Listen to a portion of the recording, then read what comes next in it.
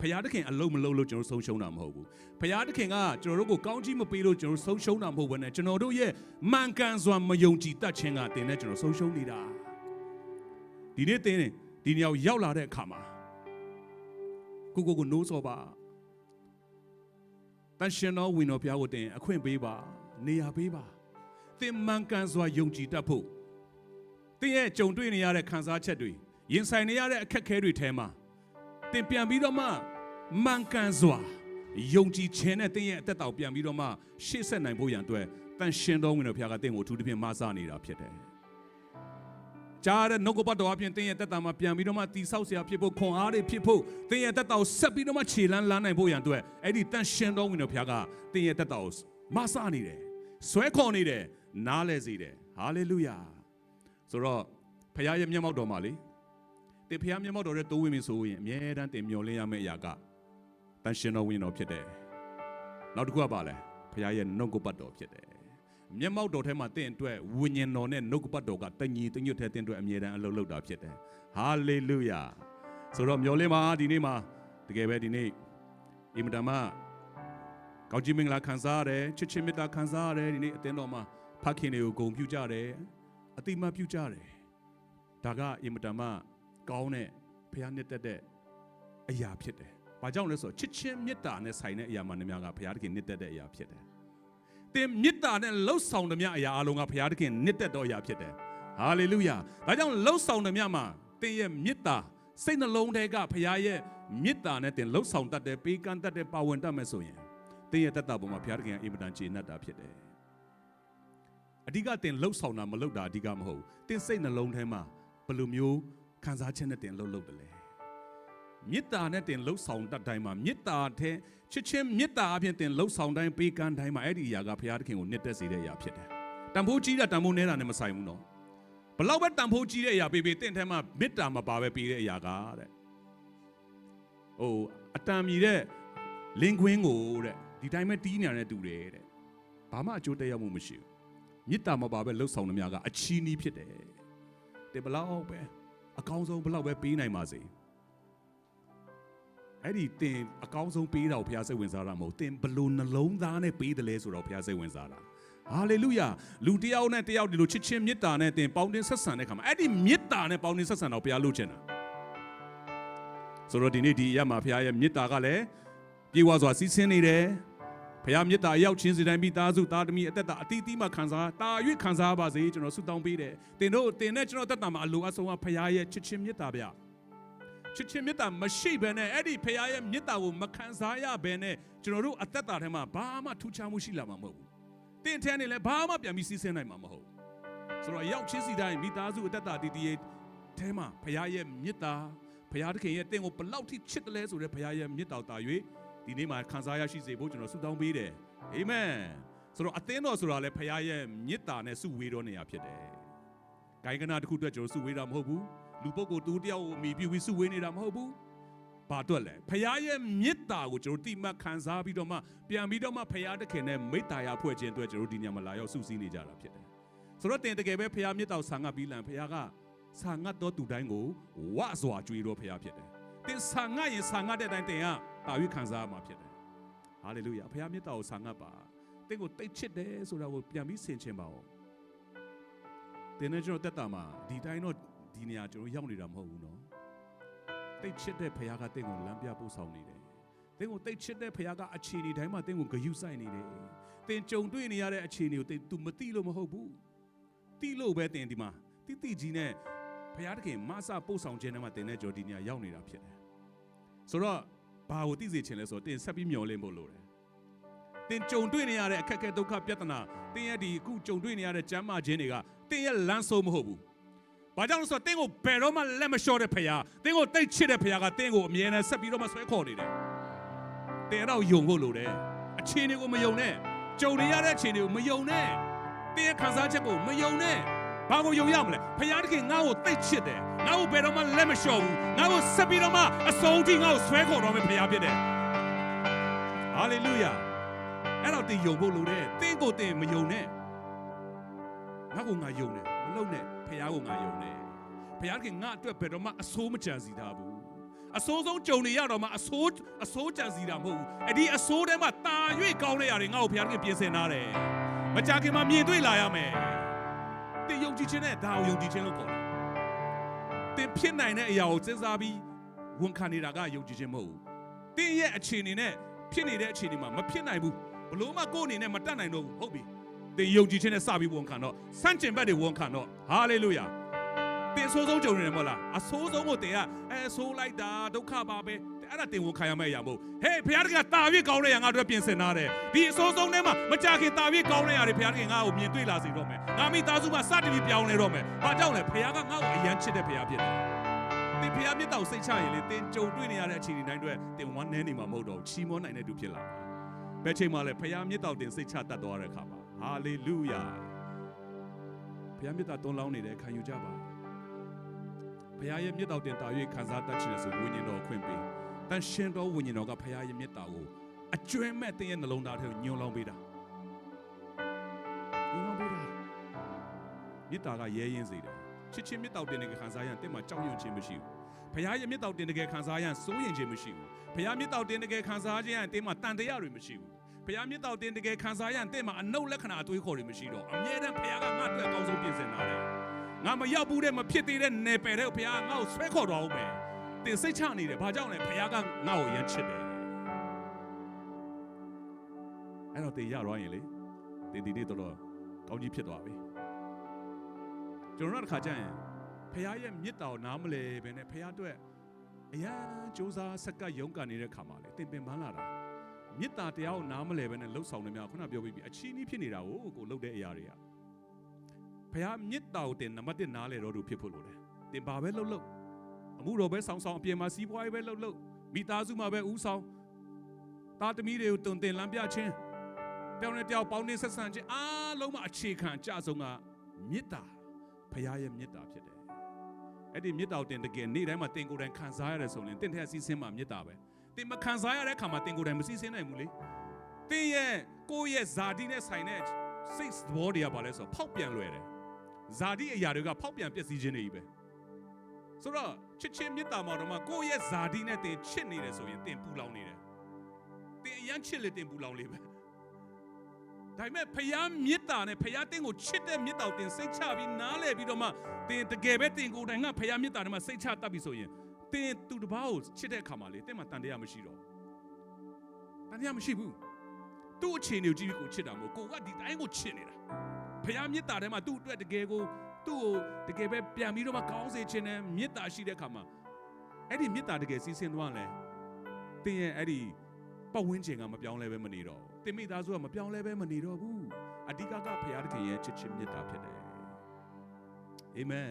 ်ဆိုတော့ဒီနေ့မှာအဲ့ဒီမေတ္တာအထူးသဖြင့်ခံစားရရှိစေဖို့အားလုံးကိုဆုတောင်းပေးတယ်ကျွန်တော်ဒီချိန်မှာအဖေနဲ့သားအဖဖြစ်ခြင်းမှာအဓိကခုနကျွန်တော်ပြောတဲ့အရာပဲဘုရားမေတ္တာကိုတကယ်ခံစားသွားတဲ့ခါမှာလေတင်ဘဝမှာတင်အဆိုးဆုံးနေဖြစ်နေလိမ့်မယ်တင်ဘဝမှာတင်ကိုတင်မထိန်ချုပ်နိုင်အောင်လောကရဲ့အခြေအနေတွေနော်လောကရဲ့ရိုက်ခတ်မှုတွေကမှအစပေါ့ကိုယ့်ရဲ့စိတ်ခံစားချက်ကြောင့်ပဲဖြစ်ကိုကအသက်ရှင်တဲ့အခါမှာလေတဖြည်းဖြည်းနဲ့ဘာဖြစ်သွားလဲဒီလားအိမ်နဲ့ဝေးလို့ဝေးမှမသိဖြစ်သွားတာအထူးသဖြင့်အဖေနဲ့ဝေးလို့ဝေးမှမသိဖြစ်သွားတာလောကမှာဆိုတော့ခုနဆရာအောင်လင်ပြောရတဲ့အထက်မှာကျွန်တော်လည်းပြန်ဆင်ချင်တယ်နော်ဆရာအောင်လင်ဆိုတာကျွန်တော်တို့ ministry မှာလည်းကျွန်တော်အစောပိုင်းကတည်းကနေကျွန်တော်တို့အတူရှိခဲ့တယ်ဒါဆရာအောင်လင်တော့ပို့ပြီးစောတာပေါ့ဆရာနဲ့နော်ဆရာဒေးဗစ်နဲ့တွေ့ခဲ့တဲ့အချိန်မှာဆိုတော့အတူတကွသွားလာတဲ့အခါမှာအများကြီးကြုံတွေ့ရပါတယ်တယောက်နဲ့တယောက်အထင်မြင်လွဲစရာတွေကြုံတွေ့ရတယ် ministry ထဲမှာတယောက်နဲ့တယောက်အမြင်မှားစရာတွေနော်အလုပ်လုပ်နေနဲ့လှုပ်စရာတွေလုပ်ငန်းတွေများလာတော့ဒီစိန်ခေါ်မှုတွေများလာတဲ့အခါမှာလူတွေကဘာဖြစ်လာလဲဆိုတော့နည်းနည်းတယောက်နဲ့တယောက်ရဲ့ relationship ကိုထိခိုက်လာတဲ့အထိဖြစ်လာတာပေါ့တယောက်နဲ့တယောက်ရဲ့ပေါင်းတင်ဆက်ဆံရေးကိုဒါပေမဲ့လေကျွန်တော်လည်းဒီနေ့အထူးသဖြင့်ပြောချင်တဲ့အရာဖခင်ဆိုတာကအဖေမှန်ရင်လေတင်ကောင်းတာဆိုတော့သူအဓိကကြည့်တာမဟုတ်ဘူးဒါပေမဲ့အဖေမှန်ရင်တင်ကိုအကောင်းဆုံးပဲဖြစ်စေချင်တယ်တင်အကောင်းဆုံးကိုကြည့်ပြီးအဖေကတင်ကိုဆက်ဆံတာမဟုတ်ဒါပေမဲ့သင်ကိုအကောင်းဆုံးပဲဖြစ်စေချင်တယ်အဖေမှန်ရင်ဒါအဖေဖြစ်တဲ့ ready လိမ့်မယ် ကိုရာဘာမှမစားရင်မစားမယ်ဒါပေမဲ့ကိုသားသမီးကိုအကောင်းဆုံးစားစေချင်တယ်ကိုရာဝတ်ဆရာမရှိမယ်ဒါပေမဲ့ကိုသားသမီးကိုအကောင်းဆုံးဝတ်စေချင်တယ်ဒါအဖေပဲအဖေနှလုံးသားဆိုတော့မနေ့ကလည်းကျွန်တော်အစာရှောင်ပါနော်ကျေးဇူးတော်ကြောင့်ကျွန်တော်တို့တင်းတော်မှာ3ရက်24နိုင်3ရက်ကျွန်တော်အစာရှောင်ခွင့်ရခဲ့တယ်ကျေးဇူးတော်အပြင်ဝိညာဉ်တော်လည်းလှုပ်တယ်အဲ့ဒီမှာအတင်းတော်အတွက်ကောင်းကြီးဖြစ်တဲ့အရာအများကြီးပဲဒါအစာရှောင်လာတဲ့လူတွေဆိုမြင်တယ်ပေါ့နော်ဆိုတော့ဝိညာဉ်တော်ကအထူးသဖြင့်အလုပ်နေတယ်အတင်းတော်မှာဒီနေ့ဝိညာဉ်တော်လှုပ်တဲ့အခါမှာအခုဒီနေ့ဆရာအောင်လွင်အားဖြင့်လဲကျွန်တော်တို့ဒါတက်တည်မြင်ရတယ်ဝိညာဉ်တော်လှုပ်သူ့ထဲကနေဒီအရာစီးဆင်းလာတာလေ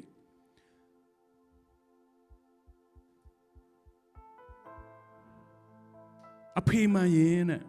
ဖခင်မှန်ရင်သူ့သားသမီးတွေကိုသားသမီးတွေအတွက်အမြဲတမ်းစဉ်းစားပြီးတော့မှကို့သားသမီးတွေပို့ပြီးတော့မှကို့အထက်ဖြစ်စေချင်တယ်အောင်မြင်စေချင်တယ်ဒါလောကဖခင်တွေတိုင်းမှာရှိတယ်နော်တချို့ရှိလိမ့်မယ်ဒီမှာကိုတိုင်းလဲကိုအားမရ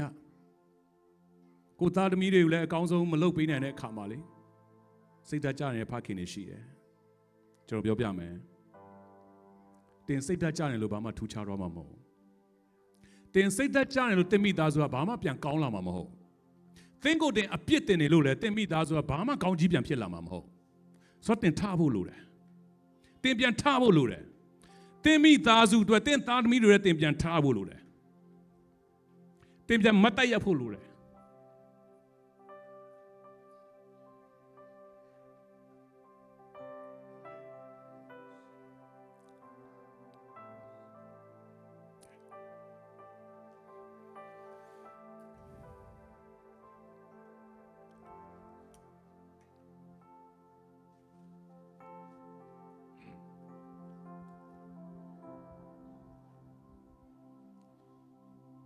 ဘာကြောင့်ကျွန်တော်ပြောလဲ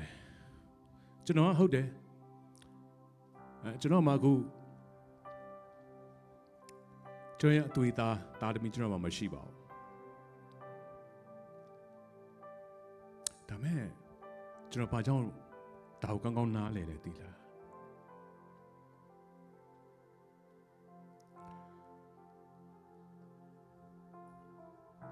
ဘုရားသခင်ကကျွန်တော်အရန်ချစ်တဲ့ကောင်းကင်အဖသူ့ရဲ့ချစ်ချင်းမေတ္တာကျွန်တော်ထဲမှာထည့်ပေးတယ်ကျွန်တော်မှသားသမီးမရှိဘူးเนาะအခုချိန်ဒီမရသေးဘူးဒါပေမဲ့အစတုန်းကတော့နားမလည်ခဲ့ဘူးဒီသားသမီးမရတဲ့ပုံမှာကိုတော့ကျွန်တော်တစ်လုံးဒီလိုပဲဖြစ်တော့မှာလားကျွန်တော်သားသမီးလိုချင်တယ်ကျွန်တော်တောင်းခဲ့ပါတယ်ဒါပေမဲ့ဘုရားကျွန်တော်ဘာပေးလဲဆိုတော့သားသမီးအရင်မပေးဘူးကျွန်တော်ဘာပေးလဲဒီလားသူ့ရဲ့မေတ္တာကျွန်တော်အရင်ပေးတယ်သူမေတ္တာမရှိဘဲနဲ့ကျွန်တော်သားသမီးပေးတယ်ကျွန်တော်ထိနိုင်မှာမဟုတ်တာ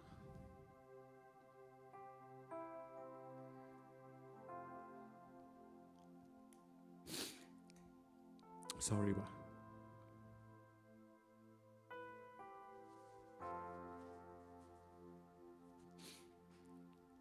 ဘာကြောင့်လဲဆိုတော့ကျွန်တော်စိတ်ကျွန်တော်သိတယ်ကျွန်တော်အရင်အတကြည့်တဲ့လူ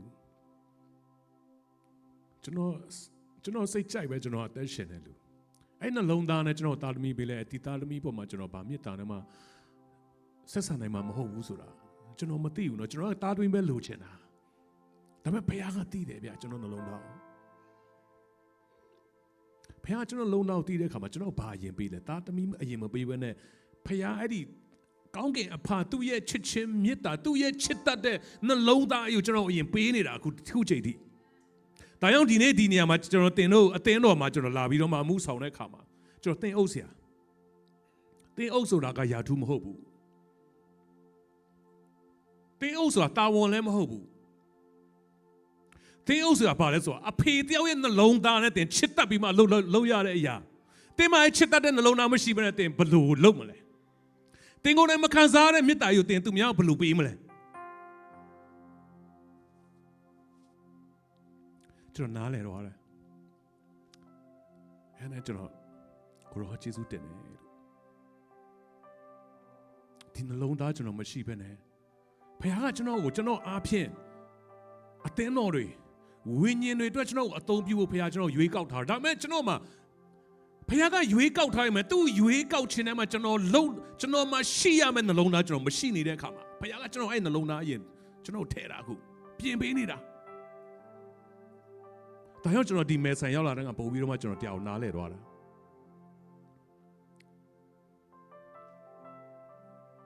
ကျွန်တော်ကြောင့်တချို့သမီးလေးတွေသားတွေကျွန်တော်လာပြောတယ်ဆရာသမီးရဲ့ဝိညာဉ်ဖခင်သားရဲ့ဝိညာဉ်ဖခင်ဖြစ်သမီးဆရာလက်ခံပေးလို့ရမလားကျွန်တော်ပြန်ပြောတယ်သမီးတို့ကအဖေလို့တမမဆရာကအဖေလို့မှမဟုတ်ဘူးနော်ဆရာကတင်းအုပ်လို့တင်းအုပ်နေနဲ့ဖခင်ကဒီကိုဆရာကိုပို့တာသမီးလာပြောမှမဟုတ်ဘူးလို့သမီးမပြောခင်ကတည်းကဒီမှာရှိတဲ့အသင်းတော်မိသားစုအားလုံးအတွက်ကျွန်တော်မှာအဖေတယောက်ရဲ့ကျွန်တော်ခံစားရတယ်ကျွန်တော်တင်းတို့ခံစားရတယ်တင်းတို့ဒီတိုင်းမရှိနေစီဘူးတင်းတို့ဒီတိုင်းဖြစ်နေတော့ကျွန်တော်မကြည့်နိုင်ဘူးအဲ့တော့ကျွန်တော်ဆူတောင်းတယ်ကိုတော့ကျွန်တော်ဘာလုပ်ရမှာလဲကျွန်တော်ခေါင်းနဲ့လည်းကျွန်တော်ဘာမလုပ်နိုင်ဘူးလေ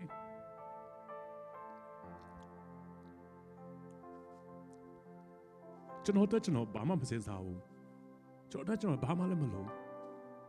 ကျွန်တော်အရင်ချစ်တဲ့ဘုရားကျွန်တော်နဲ့သူရှိနေကျွန်တော်ရပြီပြည့်စုံနေကျွန်တော်အရင်ချစ်တဲ့မိသားစုကျွန်တော်ပေးထားတယ်ကျွန်တော်ဇနီးတဲ့ကျွန်တော်မိဘတွေကျွန်တော်ရောက်ထီအောင်မှာစားကျွန်တော်သားလို့ချစ်တာကျွန်တော်အတွက်ဘာမှမလိုအောင်ဘုရားကကျွန်တော်ပေးထားပြီမယ်ကျွန်တော်ထဲကနေတင်တို့လိုအပ်နေတဲ့သူတွေကျွန်တော်ဘာမှပြန်မလုပ်ပေးနိုင်ဘူးဖြစ်တယ်အဲ့တော့ကျွန်တော်မချေနှက်ဘူးဖြစ်တာကျွန်တော်စုတောင်းတယ်ကိုတော့အတင်းတော်အတွက်ကိုတော့ကျွန်တော်ပေးတဲ့ဒီမိသားစုတွေအတွက်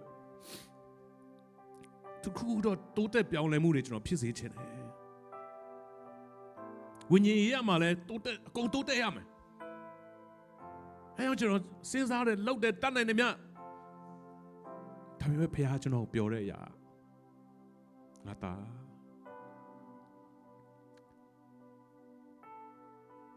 မင်းလုံနိုင်တဲ့အရာကဘာမှတော့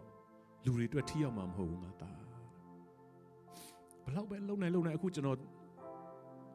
200 300ပေးနိုင်တယ်နောက်1 သိန်း 2 သိန်း 3 သိန်းပေးနိုင်တယ်ဘလောက်ပေးတဲ့မင်းရဲ့လုံရအကြောင်းသူတို့မိသားစုရဲ့တက်တာထဲမှာပြောင်းလဲခြင်းရှိရမှာမဟုတ်ဘူးတဲ့ငါသားတဲ့ငါရဲ့မေတ္တာဘုရားသခင်ကျွန်တော်သိချစ်တဲ့အဲ့ဒီမေတ္တာဘုရားရဲ့ကောင်းကင်အဖရဲ့မေတ္တာကိုမိသားစုတွေအသင်းတော်မှာရရပါစေအဲ့ဒီမေတ္တာကအရေးကြီးဆုံးဖြစ်တယ်ဒါကြောင့်ဒီနေ့ကျွန်တော်ဒီအဟောပြောနေတာဖြစ်တယ်ကျွန်တော်လှုပ်ပေးခြင်းနဲ့ကျွန်တော်အရင်လှုပ်ပေးခြင်းကျွန်တော်ဖြစ်စေခြင်းနဲ့ဒီလိုမိသားစုတွေဒါကြောင့်ကျွန်တော်တတ်နိုင်တယ်များကျွန်တော်သွားတယ်လှုပ်ပေးတယ်ကျွန်တော်မလှုပ်ပေးနိုင်တဲ့အရာတွေအများကြီးကျွန်တော်အဲ့အတွက်စိတ်ကိုမကောင်းအခုမှမမြင်တော့ဒီကျမ်းမာရေးလိုအနေနဲ့ကိုဝင်းကျွန်တော်တွေ့တာပေါ့ကိုဝင်းဆိုလမ်းမှာကျွန်တော်စိတ်မကောင်းဘူးကျွန်တော်ဒီတိုင်းပဲကြော်သွားနေရတယ်သူ့တွေ့ရတာနဲ့ကျွန်တော်ဘာမှမလုပ်ပေးနိုင်ဘူးကိုရောဒီတိုင်းတော့မဖြစ်ဘူး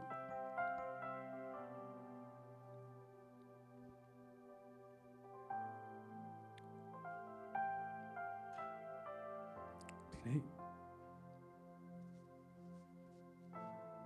ဘာကြောင့်လဲကျွန်တော်ဘာလို့ဘောပေါက်တော့လဲဖေဟာကျွန်တော်ဘာတင်လဲဒီငါသားမင်းစီမငါမြင်ချင်တာအဲ့ဒီနှလုံးသားကျွန်တော်ငါနှလုံးသားကိုမင်းကိုပေးချင်တာငါမင်းကိုကြည့်ပြီးငါအဲ့ဒီတိုင်းပဲငါလည်းမင်းအတွက်အမြဲတမ်းမင်းကိုချစ်ပြီးတော့မှမင်းကိုခံစားပြီးတော့မှမင်းအတွက်ငါစဉ်းစားပြီးတော့မှငါပြင်ဆင်ပေးနေတယ်ကျွန်တော်နားလည်သွားတယ်ဒီနေ့ဒီမှာရှိတဲ့မိသားစုတွေတင်တော့ကျွန်တော်မိသားစုပဲဒါမဲ့တခုပြောပြချင်တယ်တင်တို့အတွက်ကျွန်တော်ရောက်လာတာဖြစ်ပေမဲ့ကျွန်တော်ကိုပဲအကုန်တင်တို့မမျှော်လင့်ပါနဲ့ကောင်းကင်အဖကိုမျှော်လင့်ပါကောင်းကင်အဖကိုမျှော်လင့်ပါကောင်းကင်အဖကတင်တို့သိချစ်တယ်ဆိုတော့တင်တို့စိတ်ချပေးပါ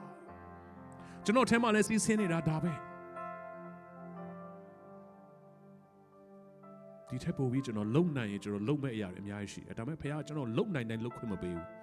ဘာကြောင့်လုံခွင့်မပေးလဲဆိုတော့ကျွန်တော်လုံတာအဓိကမကြလို့အဓိကကဘာလဲဆိုတော့အဲ့ဒီကောင်းကင်အဖရဲ့ချစ်ချင်းမေတ္တာဖခင်တခင်ရဲ့အနိုင်မဲ့တဲ့ချစ်ချင်းမေတ္တာကတင်တို့အတွက်အဓိကကြနေတာဒီမှာရှိတဲ့မိသားစုတွေတင်တို့တိတ်ချစ်တဲ့အဖေရှိတယ်ဆိုတာကိုကျွန်တော်ဒီနေ့ကောင်းကောင်းနားလည်စေချင်တယ်လောကရဲ့ဖခင်ရှိတာမရှိတာတဲ့တင်ကိုယ်တိုင်တင်ရဲ့ကောင်းကင်အဖကတင်ကိုတိတ်ချစ်တဲ့အဖတင်ရဲ့အတွက်အရာရာစွန့်လွတ်တဲ့အဖဖခင်ရဲ့မေတ္တာတင်ဆင်ခြင်ကြည့်တဲ့အခါမှာကျွန်တော်ခံစားရတဲ့သူပိုခံစားရတယ်ဗျာတင်ကိုကြည့်ပြီးတော့တင်တို့ကိုဖြစ်စေချင်တယ်ကျွန်တော်လည်းဖြစ်စေချင်တယ်ဖခင်ကပိုးတောင်းဖြစ်စေချင်တယ်ဒီတိုင်းလမ်းဆုံးစေချင်တာမဟုတ်ဘူးဒါပေမဲ့ကျွန်တော်တို့ဘာကြောင့်ဖခင်ကဖြစ်စေချင်တယ်ဖြစ်အောင်လဲသူကမဆပေးဖို့ရှိနေရတဲ့ကျွန်တော်တို့မခံစားရလဲဆိုတော့အဲ့ဒီမြစ်တောင်နားမလဲလို့သူတိတ်ချစ်တဲ့မြစ်တောင်နားမလဲတဲ့အခါမှာကျွန်တော်စိတ်နဲ့ပဲကျွန်တော်တက်ရှင်တယ်ကျွန်တော်စိတ်ကြိုက်ပဲကျွန်တော်အတွက်ပဲကျွန်တော်စဉ်းစားတယ်ကျွန်တော်ရဲ့စိတ်ခံစားချက်နောက်ကိုကျွန်တော်လိုက်တယ်တစ်သက်လုံးဒါကျွန်တော်မိဘလောကမှာရှိတဲ့ကျွန်တော်မိဘတွေဆိုပိုတောင်းတည်တယ်ကျွန်တော်အဖေလို့ဆိုရင်ကျွန်တော်ဆိုဖခင်မြတ်တော်ကျွန်တော်မတိခဲ့တဲ့တုန်းကအရင်တုန်းကဆိုရင်ကျွန်တော်စိတ်ကြိုက်ပဲတက်ရှင်ခဲ့တာမိဘတော်အပြစ်တင်ခဲ့တဲ့အထိစိတ်ထဲမှာလွဲသွားတယ်ဖြစ်ခဲ့ဘူးတယ်မိဘကိုအပြစ်တင်တဲ့အထိကျွန်တော်စိတ်နှလုံးထဲမှာကျွန်တော်တိတ်ချစ်တာကျွန်တော်မိပါတယ်ဒါပေမဲ့ကျွန်တော်တို့အချစ်ကိုနားမလဲပဲနဲ့ကျွန်တော်အပြစ်တင်တယ်ဘာကြောင့်အပြစ်တင်လဲကျွန်တော်ဖြစ်ချင်တာမဖြစ်ရလို့ကျွန်တော်လှုပ်ချင်တာမလုပ်ရတဲ့ခါမှာမိဘကိုနားမလဲတဲ့ပြင်အပြစ်တင်တဲ့အဆင့်ထိဖြစ်သွားတယ်ဒါပေမဲ့ဒီနေ့ကောင်းကင်အဖလေ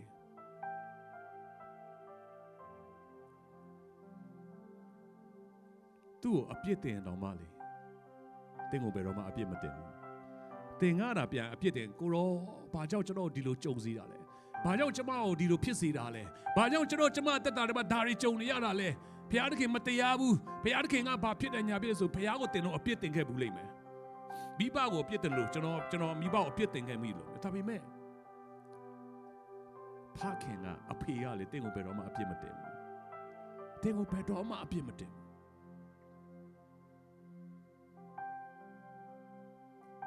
အမြဲတမ်းခုနပျောက်တော့သားပြန်လာတဲ့အချိန်မှာအဖေကဘာလုပ်လဲခေါ်မှအပြစ်တင်တဲ့စကားမပြောဘူးဒါဆိုရင်အဖေမှန်ရင်ဖခင်ကတင်းစီကလိုချင်တာပါလေဒီလားသူ့ရဲ့ချစ်ချင်းမေတ္တာကိုသိပြီးတော့မှသူနဲ့အတူသူ့ရဲ့နှလုံးသားနားလည်ပြီးသူနဲ့ပြန်နေတာကိုသူကလိုချင်တာသူရှိတဲ့နေရာမှာတင်းကိုရှိစေချင်တာပျောက်တော့သားအကြောင်းကိုကျွန်တော်ဖတ်တဲ့အခါမှာသားနှစ်ယောက်တွေ့ရတယ်သားကြီးကတော့အဖေနဲ့နေတယ်နော်အဖေအိမ်မှာပဲနေတယ်နော်သားကြီးက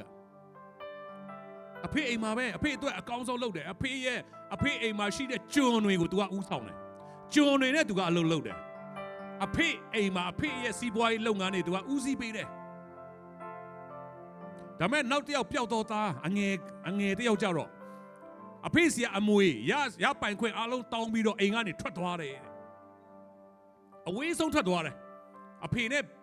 ဘယ်မှအဖေနဲ့တခြားစီဖြစ်တဲ့နေရာကိုသူသွားလိုက်တယ်သွားပြီးတော့မှသူ့ဘဝသူလှုပ်တယ်သူပျော်သလိုနေတယ်နောက်ဆုံးမှဘာဖြစ်လဲသူစီးသမျှစီးစိမ်ကုန်တယ်ကုန်ပြီးတော့မှဘောကပြက်တယ်နောက်ဆုံးဝက်စာစားခြင်းမတတ်ဝက်စာကျွေးရတဲ့အဆင့်ရောက်သွားတယ်ဝက်ချန်ထဲမှာလှုပ်ရတယ်တသေးသားကြီးဆိုရင်မှ2ယောက်သား2ယောက်ရှိတယ်ဒါမဲ့ပျောက်သောသားအကြောင်းကိုကြည့်တဲ့အခါမှာလေသူကဝက်စာစားခြင်းမတတ်သူဒုက္ခရောက်သွားတဲ့အခါမှာအဲ့ဒီမှာသူပါတတိယငါအဖေရှိတာပဲငါအဖေအိမ်မှာနေတဲ့ကျွန်တွေတောင်ငါထက်ဒီလိုမျိုးဒီထက်အဆင့်မြင့်ပြီးသူတို့နေရတယ်သူတို့စားရတယ်ငါအဖေရှိတာပဲအဖေကိုပြန်မယ်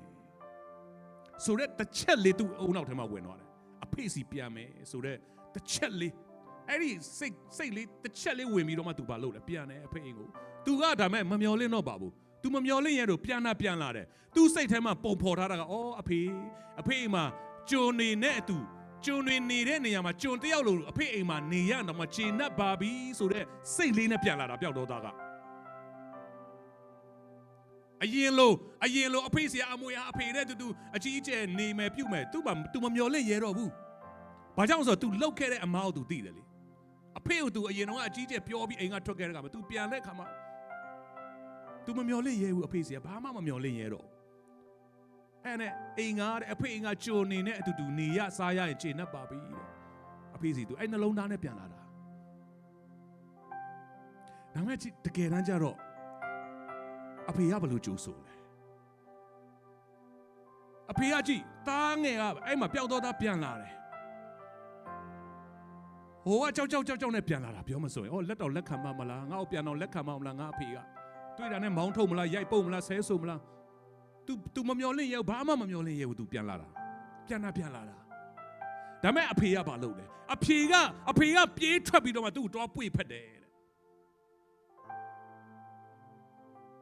အဖေကပြေးထွက်လာတာဘာကြောင့်လဲဘာကြောင့်အဖေကပြေးထွက်တာလဲဒါဆိုရင်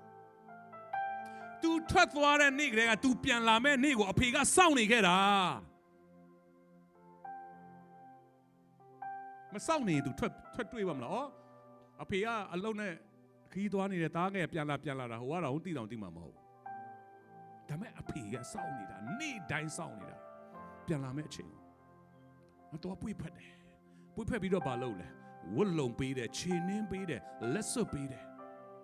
ပြီးတော့ပွဲချင်းပပေးတယ်ငါသားပြန်လာပြီတဲ့ငါသားပြန်လာတာဘလောက်ဝမ်းမြောက်ဖို့ကောင်းလဲတဲ့တိတ်လို့ပွဲခံမယ်လာအကုန်လုံးရှိသမျှအကုန်ချက်ပြုတ်စားတော့ကြည့်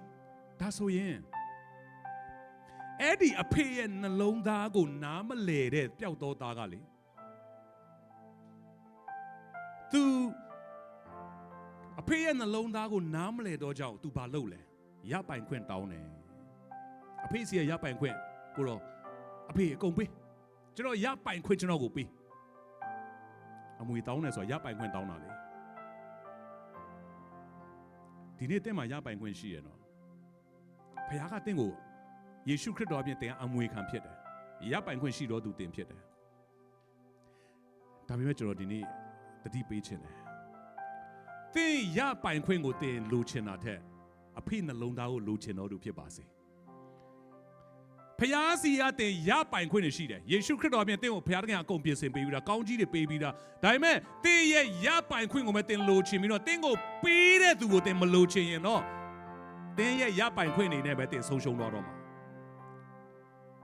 ပျောက်တော့သားဘာလုပ်လဲသူရပိုင်ခွင့်တောင်းတာတကယ်လဲအဖေကပေးလိုက်တယ်ပြီးတော့အဲ့ဒီရပိုင်ခွင့်နေအဲ့အမွေတွေနဲ့ပဲသူဆုံးရှုံးတာလေ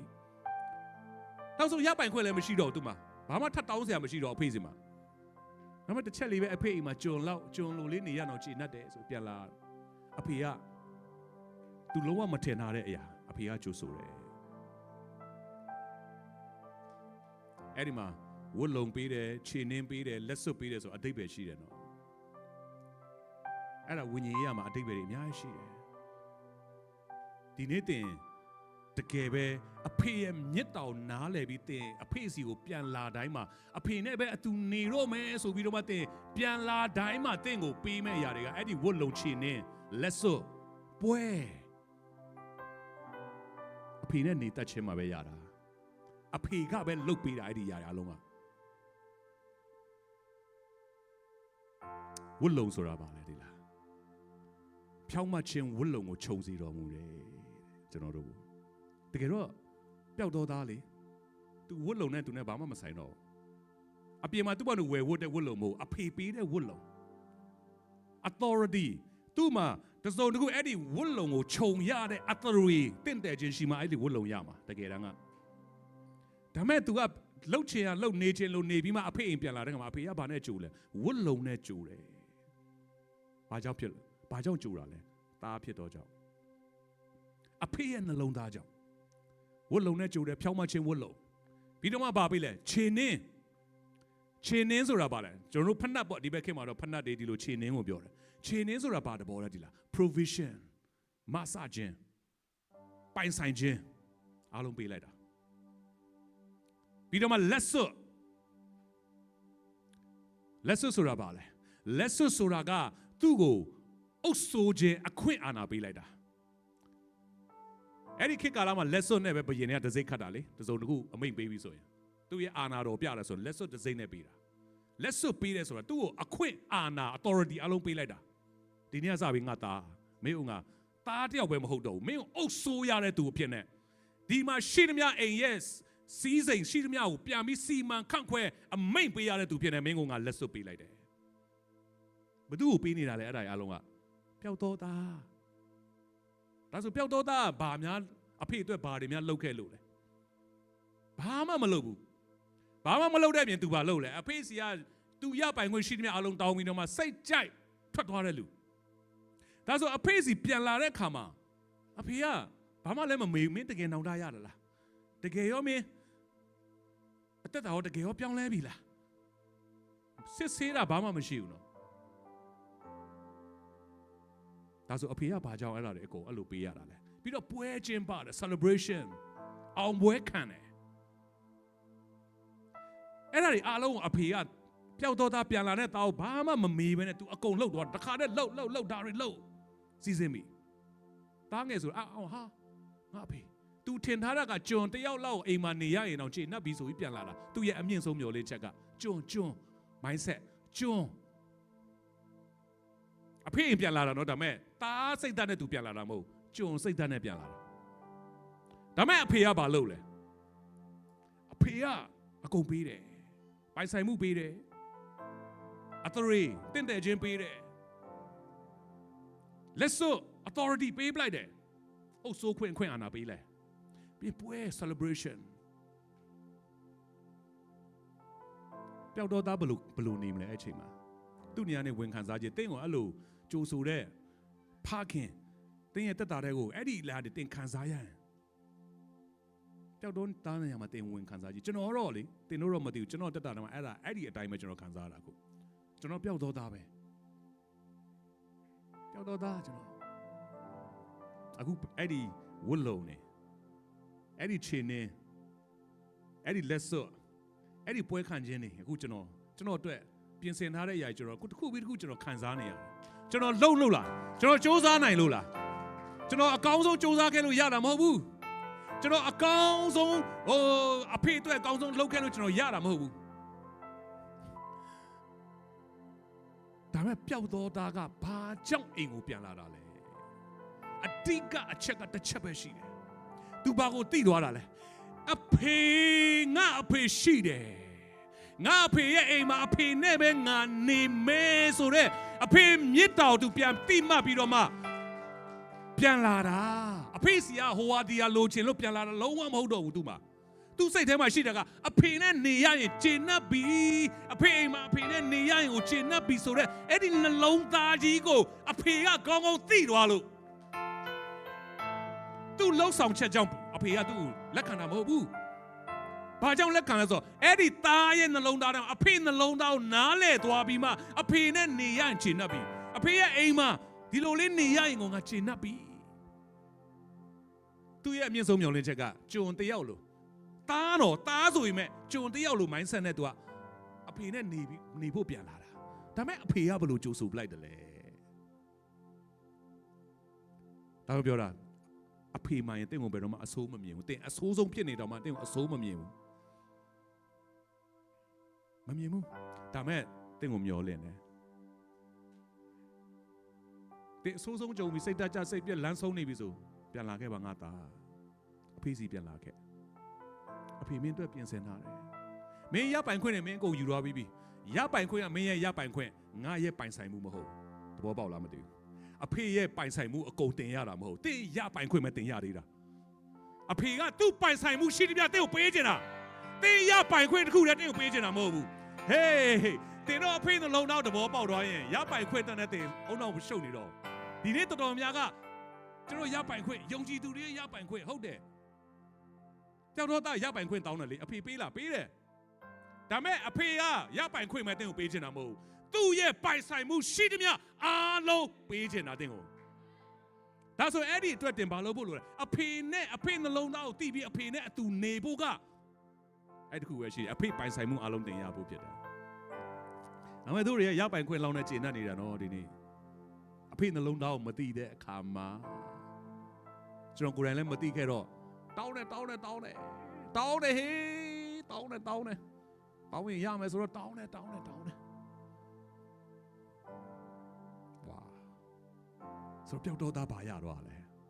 အဖေရဲ့နှလုံးသားနဲ့အဖေရဲ့အကုန်ပိုင်ဆိုင်မှုရှိသမျှအလုံးသူရတော့တာအကုန်ပေးလိုက်တာအဖေရဲ့အချိန်မှာ तू မတောင်းဘူး तू တောင်းဖို့ပြန်လာတာလည်းမဟုတ် तू မျောလင့်တာကျွန်တယောက်လောက်ကျွန်လေးတယောက်လိုနေရရင်ကျင်납ပြီးအဖေအိမ်မှာအမေအဖေကဘာလုပ်လဲအကုန်ပေးလိုက်တယ်ဗျာအဖေရဲ့ပိုင်ဆိုင်မှုရှိသမျှအကုန်ပေးလိုက်တယ်ဘာကိုမြင်သွားတာလဲအဲ့ဒီသားရဲ့နှလုံးသားကိုမြင်သွားတာသားရဲ့အဖေပေါ်မှာချစ်တဲ့နှလုံးသားအဖေနဲ့ तू နေချင်တဲ့အဖေရဲ့မြစ်တာကိုတကယ်ပဲနားလေသွားတဲ့သားရဲ့နှလုံးသားကိုအဖေကသိတယ်အဖေမှရင်ကိုသားသမီးတွေမပြောပေမဲ့မိဘမှရင်သားသမီးတွေရဲ့နှလုံးသားသူတို့ရဲ့လိုအပ်ချက်ခံစားချက်အကုန်မသိလားသိတာဗောတင်မသိချင်ရောင်ဆောင်တာပဲဖြစ်လိမ့်မယ်မိဘအဖေမှရင်ကိုသားသမီးရဲ့အရေးအရာကိစ္စသူတို့ရဲ့ပျော်နေလားစိတ်ညစ်နေလားစိတ်သက်ကြရင်လားဘာဖြစ်နေလဲမပြောပေမဲ့အကုန်သိတယ်လေဒီတိုင်းပဲပျောက်တော့ပြန်လာတဲ့ခါမှာအဖေကကောင်းကောင်းသိတာဗောငါသားဘယ်လိုနှလုံးသားနဲ့ပြန်လာလဲပေးပလိုက်တာအကုန်လုံးအေးအမအရင်တတိထားမယ်အရာနောက်တစ်ခုကသားကြီးကြတော့အဖေအိမ်မှာနေတယ်ဗျာအဖေခိုင်းတာလှုပ်တယ်အဖေအတွက်အကုန်လှုပ်တယ်သူတနေ့အဲ့ဒီမှာ तू ကသားဆိုတော့အိမ်မှာကြုံနေအများရှိတယ်လုပ်ငန်းတွေလဲတွေပါညာဗောနော်အများရှိလှုပ်တယ်တဲ့အဲ့သားတနေ့ပြီးတနေ့ကြုံနေနဲ့အလှုပ်ရှုပ်တယ်ဟေးစီမံခန့်ခွဲပါညာဗောနော်အရန်လှုပ်နိုင်တယ်အဲ့သားအကြီးကျယ်လှုပ်နိုင်တယ်အဖေအိမ်မှာလည်းနေတယ်နော်အဖေနဲ့အတူနေတာအဲ့သားကြီးကဒါမဲ့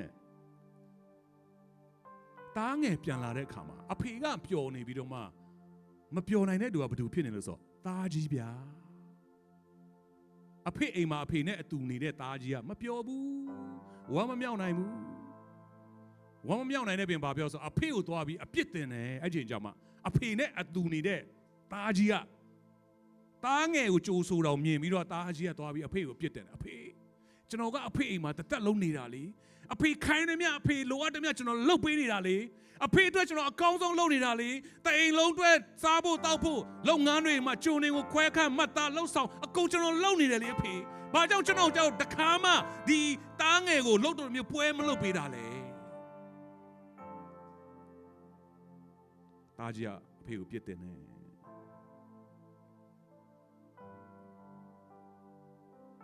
ကျွန်တော်စဉ်းစားတယ်အဖေအိမ်မှာလည်းနေတယ်အဖေနဲ့လည်းအတူနေပြီးတော့မှဒီသားကြီးကဘာကြောင့်အဖေနှလုံးသားကိုသူနားမလဲပဲဖြစ်နေတာလဲ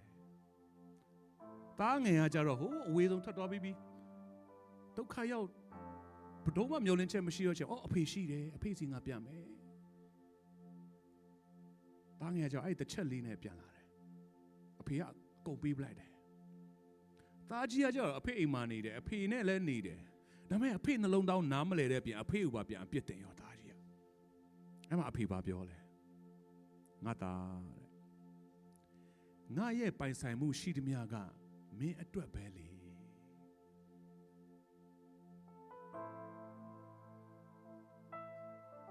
သားကြီးကစိတ်ဆူမပြေဘူးသူနားမလဲတဲ့အရာသားငယ်ကိုပွဲလုတ်ပေးလို့မျိုးသူ့ကိုမလုတ်ပေးလို့သားကြီးကစိတ်ဆူတာဘာကြောင့်သားကြီးကအဲ့လိုဖြစ်ရလဲသိလားအဓိကသားငယ်နဲ့သားကြီးမှခြားနားမှုတစ်ခုပဲရှိတယ်အဖေမြစ်တာအဖေနှလုံးသားကိုတိသွားတဲ့သားငယ်နဲ့အဖေနဲ့အတူနေပြီးအဖေအတွက်အကောင်းဆုံးလှုပ်ဆောင်ကြိုးစားပြီးတော့မှရေလေလှုပ်ဆောင်နေတဲ့သားကြီးကအဖေနဲ့နေတယ်အဖေအိမ်မှာနေတယ်ဒါပေမဲ့သူအဖေနဲ့မိတ္တဟာရမရှိဘူးအဖေရဲ့မေတ္တာနှလုံးသားသူဘယ်တော့မှနားမလဲဘူးငါလှုပ်ရမယ်အဖေအတွက်အကောင်းဆုံးလုပ်မယ်ဒါတော့ပဲရှိတယ်ဆိုတော့ကျွန်တော်စဉ်းစားတယ်လေအဖေဖခင်နေရာနဲ့ကျွန်တော်တွားစဉ်းစားတယ်အဲ့မှာပျောက်တော်သားရဲ့ဖခင်နေရာနဲ့စဉ်းစားတဲ့အခါမှာသားငယ်ကကြောက်သူ့ကိုစိတ်ဆိုးပြီးအမွေယူပြီးထွက်သွားပြီ။အော်ငါသားငါမြစ်တောင်နားမလဲပဲထွက်သွားတယ်။ तू ဘလောက်ဝမ်းနေမလဲ။ဘလောက်ကြေခွဲရမလဲ။သားငယ်လေးကခြေစုံကံပြီးထွက်သွားတာပြောမဆိုရင်ထွက်သွားပြီအဖေကလည်းအဲ့နဲ့အော်သားကြီးရှိသေးတယ်။ တားငယ်ထွက်သွားမှငါသားကြီးတော့ရှိတာတေးတယ်လေဒါပေမဲ့သားကြီးကလည်းတည့်ရက်ဘာဖြစ်နေလဲအလုတ်တွေရှုပ်ကျွန်တွေနဲ့အလုတ်ရှုပ်တာဒီနေ့သင်ဘာနဲ့အလုတ်ရှုပ်နေလဲသင်ဘသူတွေနဲ့အလုတ်ရှုပ်နေလဲတည့်ရက်မှာသင်အချိန်များများဖြုံတီးနေတဲ့ပတ်သက်နေရတဲ့သူတွေကဘသူတွေလဲတတိထားပါသားကြီးကတရက်အဖေအိမ်မှာတော့နေတယ်ဒါပေမဲ့အဖေနဲ့မိတ္တဟာယမရှိဘူးအဖေနဲ့ယဉ်နီးကျွမ်းဝင်မှုမရှိဘူးအဖေနှလုံးသားနားမလဲပဲနဲ့သူတရက်သူကကျွန်တွေနဲ့အလုပ်ရှုပ်နေတာအဖေအတွက်ပဲလှုပ်တာနော်ဒါပေမဲ့သူလှုပ်တာကသူများအတွက်လှုပ်တာမဟုတ်အဖေအတွက်အဖေအိမ်မှာလှုပ်နေတာဒါပေမဲ့သူလှုပ်တာကကျွန်တွေနဲ့အလုပ်လုပ်တယ်ဆိုတော့အဖေနေရာနေစဉ်းစားတဲ့ခါမှာအော်ငါအသားငယ်ကတော့ထွက်သွားပြီသူစိတ်မကောင်းဘူးဝမ်းနေတယ်ဒါပေမဲ့အော်ငါသားကြီးတော့ရှိပါသေးတယ်လေငါနဲ့သူငါသားကြီးတော့ရှိနေပါဒါပေမဲ့အဖေလိုချင်တာကအဖေမျောလင့်တာကသူ့အတွက်အကောင်းဆုံးလုပ်နေတာကိုသူလိုချင်တာမဟုတ်ဘူးအဖေမျောလင့်တာကသားဖယဉ်နီးကျွမ်းဝင်ခြင်းကိုလိုချင်တာသားဖယဉ်နီးကျွမ်းဝင်ဆက်ဆံခြင်းတလုံးတဝတည်းဖြစ်ခြင်းအဖေနဲ့သားနဲ့အဖေကဖက်လဲတကင်းလုံးဝချစ်ခင်ယဉ်နီးပြီးတော့အဖေနှလုံးသားနဲ့သားနှလုံးသားတစ်ထပ်တည်းဖြစ်တာကိုအဖေကလိုချင်တာဒီပျောက်သောသားမှာကျွန်တော်တော်များဒီအကြောင်းကြားတဲ့အခါမှာပျောက်သောသားကိုကျွန်တော်ကအဓိကကြည့်တယ်အဖေကိုအဓိကကြည့်ပါဆိုးမိုက်ပြီးထွက်သွားတဲ့သားအဖေပြန်လက်ခံတယ်အိမ်မှာသူ့အဖေကိုရှိမှန်းတော့အဖေအိမ်မှာတော့နေတယ်အဖေရှိမှန်းတော့မသိအောင်အလုတ်ရှုံနေတဲ့အဖေနဲ့ဘာမှဆက်သွယ်မရှိဘူးအဖေနဲ့အတူနေတဲ့သားကြီးဆိုတော့သားငယ်အတွက်ဝမ်းနေတာတဲ့အဖေကဘာလို့အတွက်ပိုဝမ်းနေမဲ့ထင်လဲသားကြီးအတွက်ဝမ်းနေတယ်အော်ငါနဲ့နေပြီးတော့မှငါနှလုံးသားတစ်စက်မှတော့မရပါလားငါနဲ့နေပြီးတော့မှငါနှလုံးသားတူတစ်စက်မှနားမလဲပါလားအဖေဘလို့ခံစားနေရလဲအဖေကဘာဖြစ်စေချင်လဲအဖေကဘလို့ဖြစ်စေချင်လဲဆိုတော့အဖေနှလုံးသားတစ်စက်မှနားမလဲပဲနဲ့အဖေအတွက်အကြီးကျယ်လှုပ်နေတာသားကြီးကဆိုတော့သားငယ်အတွက်ဝမ်းနေတာတဲ့အဖေကသားကြီးအတွက်ဝမ်းနေတယ်နောက်ဆုံးသားငယ်ကနောင်တနဲ့ရပြီးပြန်လာချိန်မှာအဖေကြိုးဆိုတဲ့အခါမှာသားကြီးကအဲ့ချိန်ထိနောင်တမရဘူးအဖေကိုပြစ်တင်တယ်ဆိုတော့အဲ့ဒီချိန်မှာဘယ်သူပြန်ဝမ်းနေပြန်မလဲဖခင်အော်သားကြီးရဲ့အဖေပိုင်ဆိုင်နေမြသားတို့အတွက်ပဲလေသားငယ်ကိုလှုပ်ပေးတော့သူကမကျေနပ်ချက်ကြီးနဲ့ဖြစ်နေတာဒါဆိုသားကြီးထဲမှာသားစိတ်သဘောမရှိဘဲဘာကြောင့်အဲ့ဒီစိတ်သဘောတွေဖြစ်သွားတာနံပါတ်1တစ်ချက်အဖေအိမ်မှာနေပြီမဲ့အဖေနဲ့မိတ္တဟာယမရှိတဲ့အခါမှာသူ့ထဲမှာအဖေရဲ့မြစ်တော်သူနားမလဲဘူးနံပါတ်2တစ်ချက်သူကအဖေအိမ်မှာနေတယ်အဖေမြစ်တော်နားမလဲပဲနဲ့ကျွန်တွေနဲ့သူကအလုရှုံနေတာဆိုတော့သူ့ထဲမှာဘာတွေးခေါ်ဝင်သွားလဲအဲ့ဒါကျွန်တွေးခေါ်ဝင်သွားတာကျွန်တယောက်ရဲ့ခံစားချက်ဟာသူ့ကြောင့်လှုပ်ပေးတယ်ငါ့ကိုမလှုပ်ပေးဘူးသူ့ကြတော့လှုပ်ပေးတယ်ငါ့ကိုကြတော့မလှုပ်ပေးဘူးသူ့ကြတော့ဝယ်ပေးတယ်ငါ့ကိုကြတော့မဝယ်ပေးဘူးသူ့မှာအဖေနဲ့သားဆိုတဲ့ဆက်ဆံခြင်းခံစားချက်သူ့မှာမရှိတော့ဘဲနဲ့ကျွန်တယောက်လို့သူကသွားတွေးနေတာသူ့ကိုသူအဲ့ဒါအဖေသွားပြီးတော့အဖေကျွန်တော်ကြောင့်ဘာမလုပ်ပေးဘူးသားကိုကြောင့်လှုပ်ပေးတယ်ဟိုမှာဘာမှအဖေအတွက်ဘာမှအထောက်အကူမဖြစ်တဲ့လူကြောင့်အကောင်းဆုံးလှုပ်ပေးတယ်ကျွန်တော်အဖေအတွက်အကောင်းဆုံးလှုပ်တဲ့လူကြောင့်အဖေဘာမှမလှုပ်ပေးဘူးအဲ့ဒါဘာစိတ်ဓာတ်ကြီးလဲကျွန်စိတ်ဓာတ်ဖြစ်သွားတာသူ့ထဲမှာဟိုမှာသားစိတ်ဓာတ်ပျောက်တော့သားကသားစိတ်ဓာတ်ဆိုပါလေအဖေနဲ့နေရချင်နှက်ပြီးဘာမှမလုပ်ချင်ဘူးဒါမဲ့ကျွန်စိတ်ဓာတ်ကြောင့်အဖေနဲ့နေတာကိုမချင်နှက်ဘူးအဖေနဲ့နေတော့မချင်နှက်ဘူးအဖေနှလုံးသားကိုလည်းမသိဘူးအကောင်းဆုံးလုပ်မယ်ကျွန်တော်ပြန်ပေးအကောင်းဆုံးလုပ်မယ်ကျွန်တော်ပေးအဖေအတွက်အကောင်းဆုံးလုပ်မယ်ကျွန်တော်ပြန်ပေးဒါဆိုဘသူကြောင့်အဖေကဘဝနဲ့မဲ့ထင်လဲနောက်ဆုံးမှာသားကြီးသားငယ်ကတော့တခုပဲဘာမှမလုပ်ချင်တော့ဘူးအဖေနဲ့အတူနေရကျေနပ်ပြီဆိုပြီးပြန်လာတာအဲ့ဒီနှလုံးသားကိုဒီနေ့တင့်စီကနေကောင်းကင်အဖကတင့်စီကလိုချင်နေတယ်တင်တကယ်အဲ့နှလုံးသားရှိပြီလားအဲ့ဒီချိန်ကျမှသားငယ်တက်နဲ့တကူတခါမှမမျော်လင့်ရဲတော့တဲ့မင်္ဂလာတွေကအမှသူ့စီအဖေကအကုန်ပေးလိုက်တာနော်ဒီနေ့တင်နေကျွန်တော်အဲ့နှလုံးသားတကယ်ရှိပြီလားသားငယ်ကဲတို့နှလုံးသားတကယ်ရှိပြီလား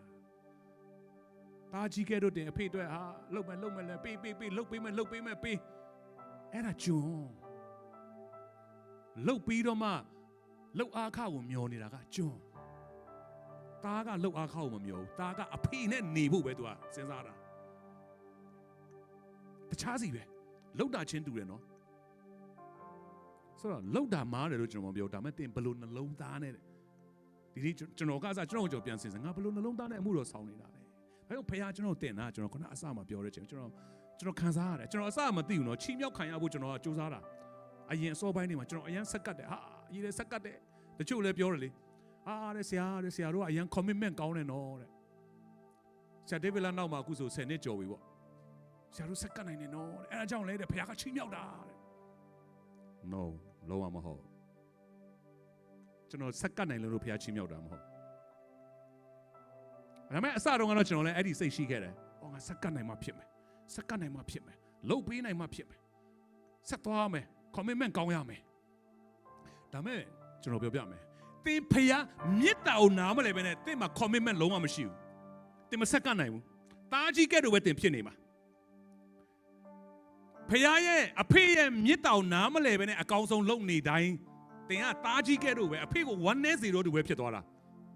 အဖေအတွက်အကောင်းဆုံးလုပ်ပြီးအဖေကို1-0တူဖြစ်နေတာတားကြီးကဒါမှကျွန်တော်နားလဲတော့နောက်ဆုံးမှမဟုတ်ဘူးငါလုံနိုင်လွန်းလို့မဟုတ်ဘူးဖခင်ကငါ့ကိုအယံချစ်လို့ဖခင်ကငါ့ပေါ်မှာငါဘာမှမတောင်းမလျှောက်မိဘာနားမလဲခင်ခဲ့နေငါ့ပေါ်မှာအကြံစီရှိထားပြီးတော့မှဒီနေ့ငါ့ကိုသူ့ရဲ့မေတ္တာနဲ့ငါ့ကိုဆွဲခေါ်နေတာအခု ministry ထဲမှာဆရာဒေးဗစ်ဆရာနာမှာနေရတာလေဖခင်ကကျွန်တော်ကိုတိတ်ချစ်တဲ့ဖခင်ကကျွန်တော်အတွက်အကြံစီထဲမှာကျွန်တော်ရှိနေတာ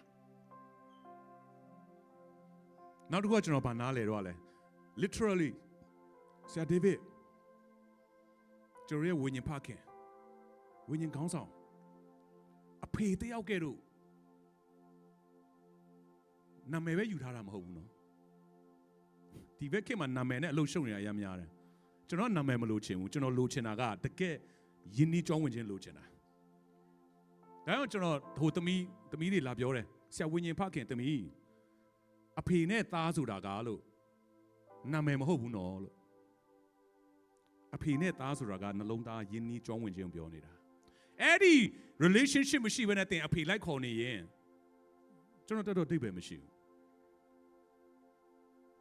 တားဖခြင်းပျောက်တော့တားခဲ့တော့အဖေစီကဘာမှလိုချင်တာမဟုတ်အဖေနဲ့နေချင်တဲ့နှလုံးသားထဲမှာတားဖခြင်းကအမှနှလုံးသားတစ်သက်တည်းဖြစ်တာအဖေတို့အကောင်းဆုံးလုပ်တိုင်းအဖေကကြည်နှက်တာမဟုတ်ဘူးလေဆိုတော့ကျွန်တော်အထက်မှာအဲ့နှလုံးသားရသွားတဲ့ခါမှာဆရာကအဖေတယောက်လို့ကျွန်တော်ဆွဲခေါ်တယ်ဆရာရဲ့နှလုံးသားကျွန်တော်တဘောပေါက်သွားတယ်ကျွန်တော်ထဲမှာလည်းသားတယောက်ကဲတော့အခုမနေ့ကလည်းကျွန်တော်အစာချောင်းမှာပြောပါတယ်ကျွန်တော်အခုထိကျွန်တော်လုံနေတာအလုံးကကျွန်တော်လုံချင်တာကျွန်တော်လုံတာမဟုတ်ဘူးဘာလို့ဆရာရဲ့နှလုံးသားထဲမှာဆရာကိုပေးတဲ့ယူပါယုံတွေဆရာအားဖြင့်လုံစေခြင်းနဲ့ဖြစ်စေခြင်းနဲ့အရာထဲမှာပဲကျွန်တော်လုံနေတာအခုချိန်ထိကျွန်တော်ယူပါယုံကျွန်တော်လှုပ်ချင်တယ်ကျွန်တော်ဖြစ်ချင်တယ်ကျွန်တော်ဒီနေရာမှာဘလို့ဆိုပြီးကျွန်တော်အဲ့နှလုံးသားကျွန်တော်မှမရှိဘူး။ဆရာဖြစ်စေချင်တဲ့အတင်းတော်ဆရာဖြစ်စေချင်တယ်။ဒီမှာရှိတဲ့မိသားစုတွေကိုဆရာဖြစ်စေချင်ဆရာဒေးဗစ်ဖြစ်စေချင်တယ်။အခုကျွန်တော်ခုနကဖြစ်တဲ့နှလုံးသားအလုံးကအဲ့ဒါဆရာနှလုံးသားပဲ။အဲ့သူနှလုံးသားကျွန်တော်ထဲမှာရသွားတာ။အဲ့နှလုံးသားကိုကျွန်တော်ပြန်လာပြီးတော့ဒီမှာတင်တို့ sharing လုပ်ပေးနေတာ။ဆရာလှုပ်တယ်လို့တော့ကျွန်တော်မလုပ်နိုင်ဘူးလေ။ဆရာကကျွန်တော်အဖေလေ။ကျွန်တော်ကသားလေ။ဒါမဲ့အဖေနဲ့သားယင်းဒီကြောင်းဝင်တဲ့အခါမှာဘာဖြစ်လဲအဖေနှလုံးသားသားမှရသွားတာပဲအဖေလှုပ်တယ်လို့လိုက်လို့ဖို့တော့မလိုနှလုံးသားရသွားဖို့လိုတာအဲ့တော့ကျွန်တော်တဘောပေါက်သွားတယ်အခုဒီမှာအဲ့နှလုံးသားရသွားတော့ကျွန်တော်အခုဒါကြောင့်ကျွန်တော်နှလုံးသားထဲမှာရှိတယ်ဒါမဲ့ကျွန်တော်လုံနိုင်လားဆိုတော့ကျွန်တော်မလုံနိုင်တာအများကြီးပဲအခုတင်တို့မလုံပေးနိုင်တာအများကြီးပဲအဖေတယောက်အနေနဲ့ဝိညာဉ်နော်ဒီနေရာမှာဝိညာဉ်ရအောင်ခေါင်းဆောင်တဲ့တယောက်အနေနဲ့ကျွန်တော်မလုတ်ပေးနိုင်တာအများကြီးပဲလုတ်ပေးချင်တာအများကြီးလုတ်ပေးချင်တာနဲ့ကျွန်တော်လုတ်ပေးနိုင်တာနဲ့ရှင်လိုက်ရင်ကျွန်တော်လုတ်ပေးနိုင်တာက100%တော့မရှိဘူးခုဒါမဲ့ကျွန်တော်ယုံကြည်တယ်ကျွန်တော်ရဲ့ကောင်းငင်အဖကကျွန်တော်အားလုံးကိုသိချစ်တဲ့အဖေကဒီမှာရှိတဲ့အတင်းတော်တင်တို့မိသားစုတယောက်ချင်းစီတိုင်းအတွက်တာ၍ကောင်းတဲ့အရာတွေတာ၍ကောင်းတဲ့အရာတွေပျောက်တော်သားကဲတို့တင်တို့မမျော်လင့်ရဲတဲ့တင်တို့တစ်ခါမှမျော်လင့်ဖို့မရှိတဲ့တင်တို့တစ်ခါမှမစင်စားဘူးတဲ့မင်္ဂလာတွေချီးမြှောက်ခြင်းတွေပွဲခံရခြင်းလက်စွပ်မဆခြင်းတွေနော်တင်တို့ရဲ့တက်တာထဲမှာတကယ်ပဲ authority နဲ့တင်တို့လှုပ်ဆောင်ရမှာအောင်မြင်ခြင်းမင်္ဂလာတွေကတင်တို့တက်တာထဲမှာရရှိပြီဖြစ်ကြောင်းယေရှုနာမနဲ့ကျွန်တော်ကြေညာတယ် တန်ရှင်တော်ဝိညာဉ်တော်ဘုရားကအထူးသဖြင့်မဆားလိမ့်မယ်ဒါကြောင့်ဒီကျမ်းစာလေးတစ်ခုဖိုက်ပြီးအဆုံးသတ်မယ်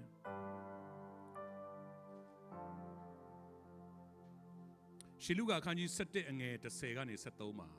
ဒါလေးနဲ့ဖတ်ပြီးကျွန်တော်အဆုံးသတ်ပါမယ်တောင်းတော်သူမိဒီကရ၏ရှာတော်သူလည်းတွေ့၏ခောက်တော်သူကလည်းတကားကိုဖွင့်၏တင်တို့တွင်အဘဖြစ်တော်သူသည်ဖြစ်တော်သူ၌သားသည်မုံကိုတောင်းလင်အဘသည်ကြောက်ကိုပေးမိလောငါးကိုတောင်းလင်ငါအစား၌မွေကိုပေးမိလောအ၍ပေးတော်မူမည်မဟုတ်လောဟုမိန့်တော်မူ၏ဒီကျမ်းစာကိုပဲရှင်မတဲမှာတင်တယ်ဖတ်တဲ့အခါမှာရေးထားတာကကျွန်တော်ဖတ်ပြမယ်နော်ခဏလေးဖတ်ပြမယ်တင်တို့ရသဘောပေါက်တော့လိမ့်မယ်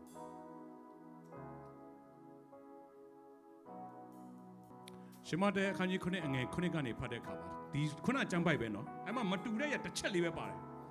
တောင်းကြလို့တောင်းလင်ရမည်ရှာကြလို့ရှာလင်တွေ့မည်တကားကိုခောက်ကြလို့ခောက်လင်ဖွင့်မည်တောင်းတော်သူမိဒီကရ၏ရှာတော်သူလည်းတွေ့၏ခောက်တော်သူကလည်းတကားကိုဖွင့်၏သားဒီမုံကိုတောင်းလင်မိမိသားကြောက်ကိုပေးမိသူငါးကိုတောင်းလင်မွေကိုပေးမိသူတစုံတစ်ယောက်များတင်တို့တွင်ရှိတယ်လို့တင်တို့ဒီအဆိုးဖြစ်လက်ပြင်ကိုသားတို့ကကောင်းသောရာကိုပေးတတ်လင်ထိုမြမကကောင်းကင်ဘုံ၌ရှိတော်မူသောတင်တို့ဘာဒီဆုတောင်းတော်သူတို့အားကောင်းသောအရာကိုတာ၍ပေးတော်မူမည်မဟုတ်လောဒီကျမ်းစာကအတူတူပဲခုနကကျွန်တော်ဖတ်တာကရှင်လုကာအခုဒီမှာရှင်မသက်အဲ့နှစ်ခုမှမတူတာတစ်ချက်လေးပါတယ်ဒီမှာတင်တို့ဒီတဲ့ဆုတောင်းတော်သူတို့အားတဲ့တင်တို့အဘဒီဆုတောင်းတော်သူတို့အားကောင်းသောအရာကိုတာ၍ပေးမယ်တဲ့ကောင်းသောအရာကိုတာ၍ပေးမယ်တော့ဒီမှာမှတ်နော်ဒါဆိုရှင်လုကာမှာပြန်သွားမယ်ရှင်လုကာမှာကျတော့ဗာရေးလေကောင်းထုံမြတ်မကကောင်းကင်ဘုံ၌ရှိတော်မူသောတင်တို့အဘဒီဆုတောင်းတော်သူတို့အားတန်ရှင်သောဝိညာဉ်တော်တာ၍ပေးမယ်ဆိုတော့ဟိုမှာပြောတာကကောင်းသောအရာ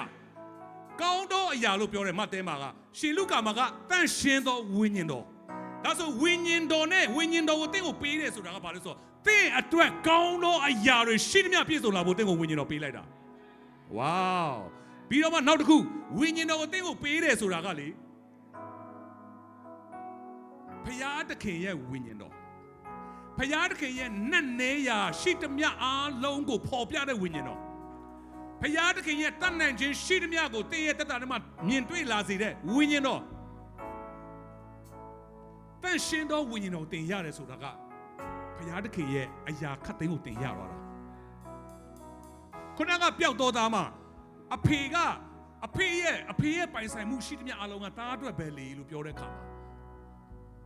အဲ့ဒီအဖေရဲ့ပိုင်ဆိုင်မှုရှိသမျှကိုရရှိခြင်းကကျွန်တော်တို့ဘာရသွားတာလဲတန်ရှင်သောဝိညာဉ်တော်တင်ရရှိထားခြင်းဒါပေမဲ့ဒီနေ့ one day ဆရာကောင်းတာကတို့ယုံကြည်သူတွေကတန်ရှင်သောဝိညာဉ်တော်ကိုကျတော့ဘာမှအလေးမထားနားမလည်ဘူးတဘောမပေါက်ဘူးတန်ရှင်တော်ဝိညာဉ်တော်တင်ရရှိထားခြင်းကဖယားသခင်ရဲ့ပိုင်ဆိုင်မှုရှိသမျှအရာခတ်သိမ်းကိုတင်ရရှိထားတာဒီမှာဒီလေဆုတောင်းတော်သူတို့အားတဲ့ကောင်းကင်တင်တဲ့သူများမကကောင်းကင်ဘုံနဲ့ရှိတော်မူသောတင်တို့ပါဒီဆုတောင်းတော်သူတို့ကတန်ရှင်တော်ဝိညာဉ်တော်တာ၍ပေးတော်မူမည်ရှင်မတဲမှာကျတော့ကောင်းသောအရာကိုတာ၍ပေးမယ်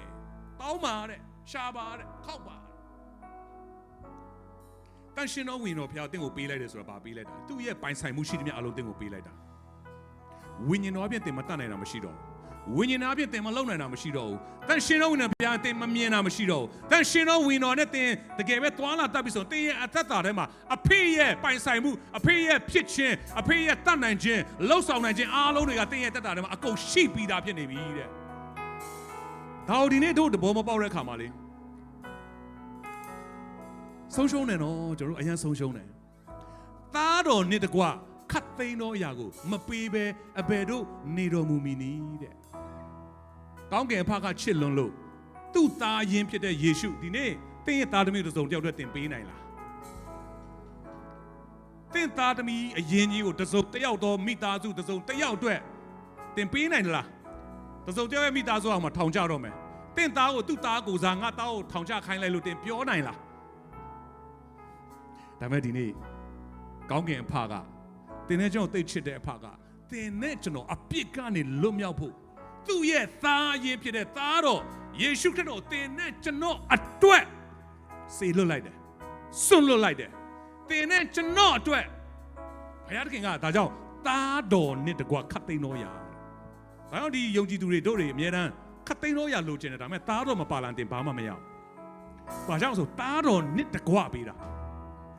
ဒီနေ့တင်းရဲ့တက်တာတော့ယေရှုခရစ်တော်ကိုယုံကြည်လက်ခံလိုက်တဲ့အချိန်မှာတာယေရှုယုံကြည်လက်ခံလိုက်တဲ့အချိန်မှာတင်ပါရတယ်ဒါဆိုရင်တင်မသိဘူးနော်တင်ပါရထားလဲတင်မသိဘူးယေရှုကိုယုံကြည်လက်ခံလိုက်တဲ့နေ့မှာပဲတင်ကတန့်ရှင်းတော်ဝင်တော်တင်ရထားတာအဲ့ဒီတန့်ရှင်းတော်ဝင်တော်ဘုရားကခတ်သိမ်းတော်အရာပဲတင်တို့မြင်တတ်ပါစေကြားတတ်ပါစေဝိညာဉ်တော်ဆက်ပြီးဖွင့်ပြပါစေ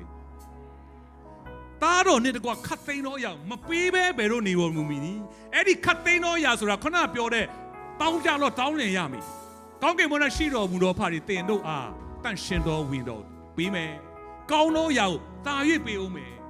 ခတ်သိမ်းသောအရာကိုတင်တို့ကိုမပေးဘဲဘယ်လိုနေမလဲသားတော်နဲ့တကွခတ်သိမ်းသောအရာသားတော်ယေရှုခရစ်တော်နဲ့တကွတန့်ရှင်းသောဝိညာဉ်တော်တင်ရတော်တာဖြစ်တယ်အဲ့ဒီဝိညာဉ်တော်အဖြစ်တင်လျှောက်လန်းအသက်ရှင်တတ်တယ်ဆိုရင်တန့်ရှင်းသောဝိညာဉ်တော်ဖျားတင်ရဲ့တက်တော်ပါလုပ်ပေးလိုက်အမြဲတမ်းနံပါတ်1အဖေရဲ့ကောင်းကင်အဖရဲ့မြစ်တော်တင်ကိုညင်လောင်ပေးတာအဖေကတင်းကိုဘလောက်ထိချစ်တယ်လဲဆိုတော့ခံစားစေတာကတန့်ရှင်းသောဝိညာဉ်တော်ဘုရားတင်းရဲ့အထဲမှာဝိညာဉ်တော်ကတင်တဲ့သူအမြဲတမ်းရှိတယ်တင်းရဲ့အခြေအနေတိုင်းမှာသူကသူရှိတယ်တင်းရဲ့အခြေအနေတိုင်းမှာတင်းခံစားနေရတဲ့အခြေအနေတိုင်းတွေသူခံစားနေရတယ်တင်းအတွက်တာ၍ဒီငါသမီးကိုဒီအခြေအနေတွေကနေငါတောက်ဒီအခြေအနေတွေမှာငါတက်လုံးရှိစေဖို့မဟုတ်ဘူးဟောငါသားငါသမီးဒီအခြေအနေတွေကနေငါပြန်ဆွဲထုတ်မယ်ငါပြန်ပြီးတော့ရအောင်ဆွဲထုတ်မယ်ရအောင်ဆွဲထုတ်မယ်ဆိုတော့တင်းအတွက်နေ့တိုင်းအလုံးလုံးနေတဲ့တင်းအတွက်စဉ်းစားပေးနေတဲ့အဖေတင်တဲ့သူရှိတယ်ဒီဘက်ကလိုတာတခုပဲတင်းကိုတိတ်ချစ်တဲ့အဖေငါ့ကိုတိတ်ချစ်တဲ့အဖေငါနဲ့ရှိတယ်ငါ့ကိုတိတ်ချစ်တဲ့အဖေငါ့ကိုဒီတိုင်းဘယ်တော့မှလက်လွတ်ဆုံးရှုံးခံမှာမဟုတ်ဘူးငါ့ကိုဒီချိန်နေတယ်မှာငါ့ကိုဘယ်တော့မှကြာကြာထားမှာမဟုတ်ပျောက်သောသားကထွက်သွားတယ်နော်ဒါပေမဲ့နေ့တိုင်းမျောနေတာကအဖေထွက်သွားတဲ့သားကတတိမရဘူးဘာမှမသိတော့ဘူးဒါပေမဲ့နေ့တိုင်းမျောနေတာကအဖေငါသားပြန်လာတော့မယ်ငါသားပြန်လာတော့မယ်ငါသမီးငါစီပြန်ရောက်လာတော့မယ်ဘာကြောင့်လဲတင်းအတွက်အများကြီးပြင်ဆင်ထားလို့တင်းအတွက်အများကြီးပြင်ဆင်ထားတယ်တင်းကြုံတွေ့နေရတဲ့ဒီအခြေအနေတွေကတင်းရဲ့လမ်းဆုံးမဟုတ်ဘူးဘုရားသခင်ကတင်းကိုအသစ်သောမင်္ဂလာတွေနဲ့တင်းကိုဆက်ပြီးတော့ဆွဲခေါ်ရမယ်နံပါတ်1အရေးကြီးဆုံးကအဖေငါ့ကိုရမ်းချစ်တယ်အဖေငါ့ကိုရမ်းချစ်တယ်အဲ့ဒီအဖေရဲ့မြတ်တော်တင်စိတ်ချတင်းရဲ့အခြေအနေတိုင်းအတွက်တင်းခံစားနေရတဲ့သူပိုခံစားရတယ်တင်းနာကျင်နေရတဲ့သူပိုနာကျင်နေရတယ်ကိုသားသမီးဖြစ်ရင်မိဘတွေကဘယ်လိုနေလဲဆုတောင်းတချို့ဆိုဘယ်လိုဆုတောင်းလဲကိုရောကျမသားလေးစားကျမအသက်ကိုပဲယူသွားပါတော့ကျမသမီးလေးစားကျမကိုပဲလှုပ်လိုက်ပါတော့တင်တို့ဆုမတောင်းလားမိဘတွေဒီတိုင်းပဲကောင်းကင်အဖကအခုသင်ခံစားနေရတဲ့အချိန်တွေအတွက်သူနေပြောတယ်မထင်နဲ့သူလည်းခံစားနေရတယ်ဒါပေမဲ့သင်ရဲ့တက်တာအတွက်သူအကောင်းဆုံးပြင်ဆင်လာတယ်ကြံစည်ထားတယ်အချိန်ရောက်လာတဲ့ခါမှာသင်ရဲ့တက်တာကိုပျောက်တော့သားခဲ့လို့သင်ဆုံးရှုံးခဲ့တဲ့အရာတွေဒါမှကသင်တစ်ခါမှမစင်စားဘူးတဲ့တစ်တော်မင်္ဂလာတွေနဲ့တင်းရဲ့အသက်တော်ဝတ်လို့လက်စွပ်ခြေနှင်းနဲ့တင်းကိုပွဲခံပေးဖို့ရတဲ့ဘုရားသခင်ပြင်ဆင်ထားတယ်။နေ့တိုင်းမှာဘုရားအရန်ချစ်တယ်ဆိုစိတ်ချပြီးပဲသွားပါ။စိတ်ချပြီးပဲသွား။အဲ့ဒီစိတ်ချတတ်ခြင်းထဲမှာအသက်တော်မင်္ဂလာတွေတင်းတို့မြင်တွေ့လာမှာဖြစ်တယ်